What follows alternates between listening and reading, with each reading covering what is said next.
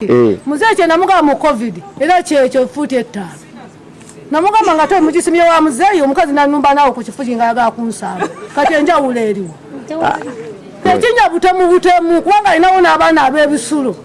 ate nze yabumeeko ne kali akapali nangamba ajja kweta abanene n'abato kati ngenda nange kajjawo kali wanga yanga mulwadirizaavu kyabulabe alina abaana ab'ekisulo alina obwana bubebe Kali zimaze ebbanga ng'abantu bagugulana naye nze naalibadde ndowooza babeere feya, omuntu amanye ensobi ye n'omulala amanye nti ensobi ebeera bweti bakkirize ekigenda okubeera nga kisalibwawo. Ekyobuyinjo kyendabye awo kyabulabe nnyo okubeera nti kiri awo nga n'abantu bwe bali naye tujja kikolako kyemaani w'ekitundu kasita abaddewo n'alaba obuzibu obuliwo akole butaweera okulaba nti obujenjo bubeerawo ku ssomero okutwalibwa awamu. Owaaye ground abakozi bagamba kyenaguza omubbizi baana lwaleero lutuukiridde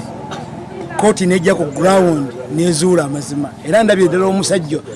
ajjudde obubbi n'obukuusa ng'awanika ku luhaani mu maaso ga kooti ate n'ayogera ebyobulimba oluvannyuma lw'okugamba nti nkoma wali olwanyi lukulu nnyo bukwa baalusawako oluvannyuma n'alwegaana n'agamba saalwogedde. Kiraga bulungi nnyo nti omuntu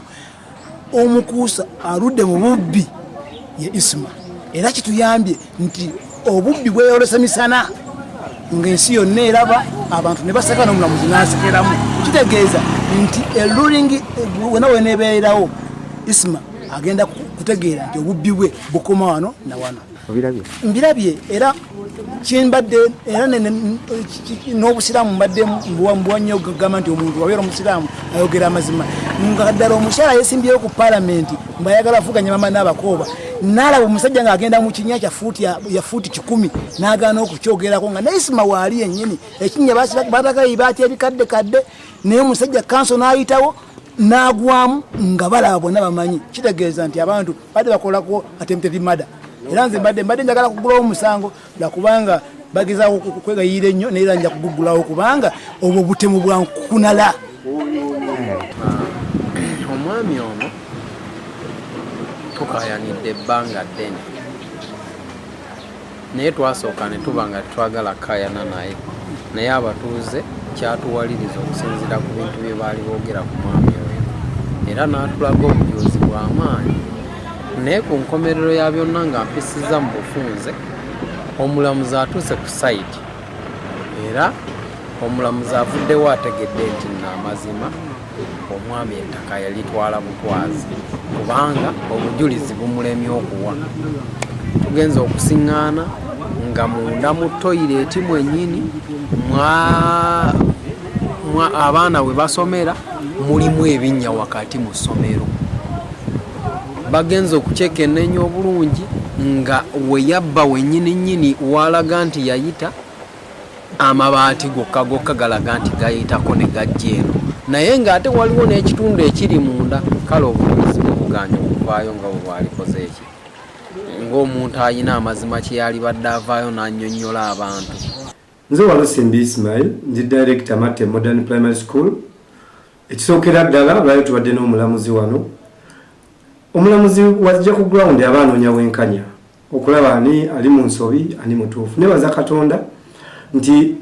fuuti zonna nga bwe naziteeka mu kooti era bazipimye nga zonna bwe ziri. Sina bwe nayingira wa Mwami Ntale kituufu nyiza okuba nayingira mu kkubo ekyo kituufu naye nze siyingiranga kwa Mwami Ntale. Ekyokubiri nze sidiringira mu mataka ng'abamu babulooka b'amataka bo balaba babateeka ku TV era Walusimbi kubanga WNRM ndi WNRM bati bwe mba njogera ku kyange nze siri bulooka wa ttaka sidiringira mu mataka. N'ekyo nsaba kooti bwenkanya tewali kirala nti omulamuzi wajja ku ground n'apima olukuba tulukutte ntupima sayidi ekayanirwa Mwami Ntale yawaaba nti fuuti 4 ku fuuti ziri 4 ku 6 tugenze okupima nze ate ng'ewuwe nze nkyalina fuuti 5 nga ziri wuwe saate nazo nazimulekera. N'ekyo nze si complaininga ku kirala nsaba omulamuzi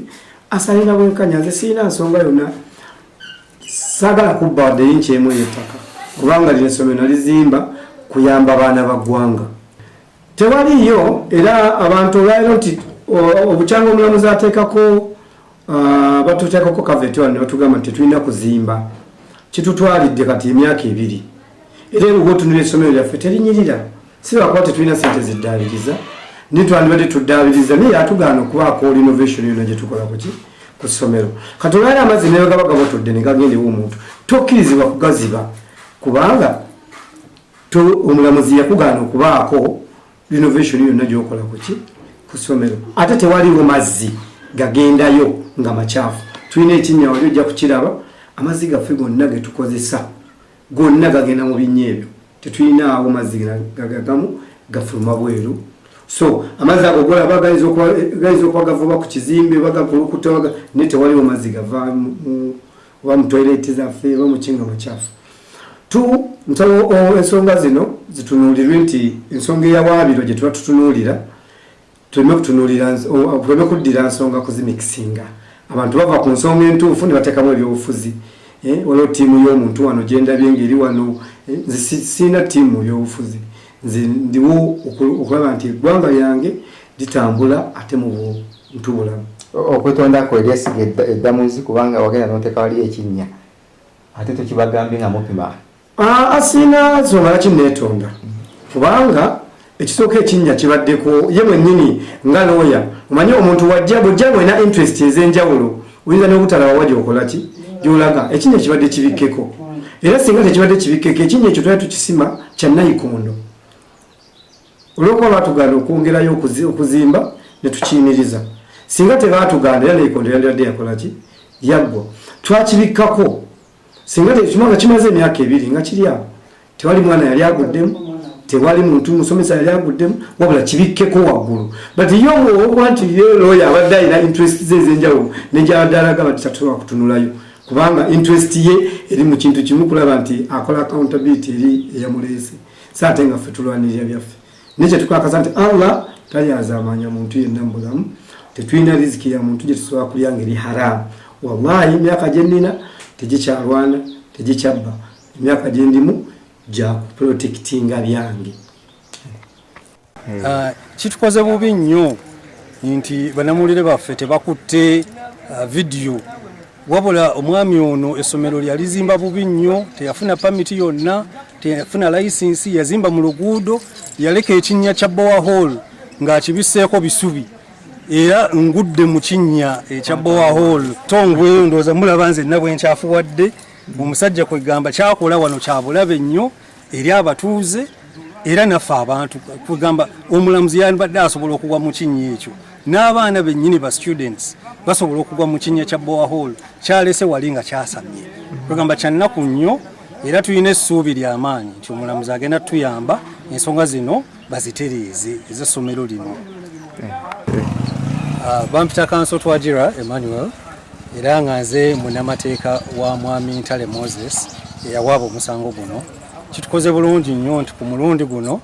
mwami Isima naye alabiseeko era Locus omulamuzi najja buli kimu kitambudde bulungi obujulizi bwonna tubuwadde era tukizudde okusinziira ku bujulizi bwe tuwadde mu kkooti ne mwami Isima akkiriza nti ekizimbe oba essomero lyennyini yalizimba mu kkubo mu luguudo teyafuna pamiti yonna teyafuna layisinsi yonna kwegamba okusinziira ku bujulizi obuvuddeyo tuteebereza nti kkooti ejja kusala bulungi nnyo nti mwami Ntale kituufu kyeyawaaba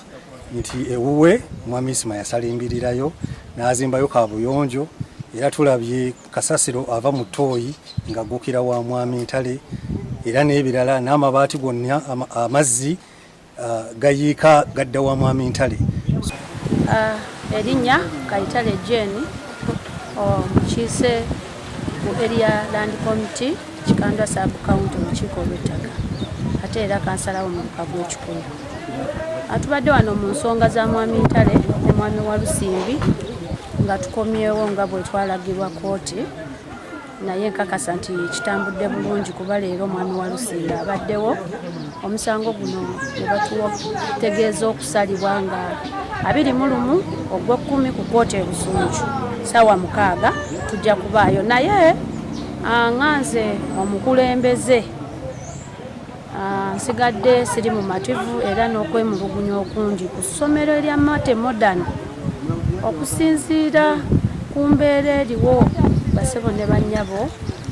si embeera gye tulina okuteekamu amasomero gaffe abaana baffe mwe basomera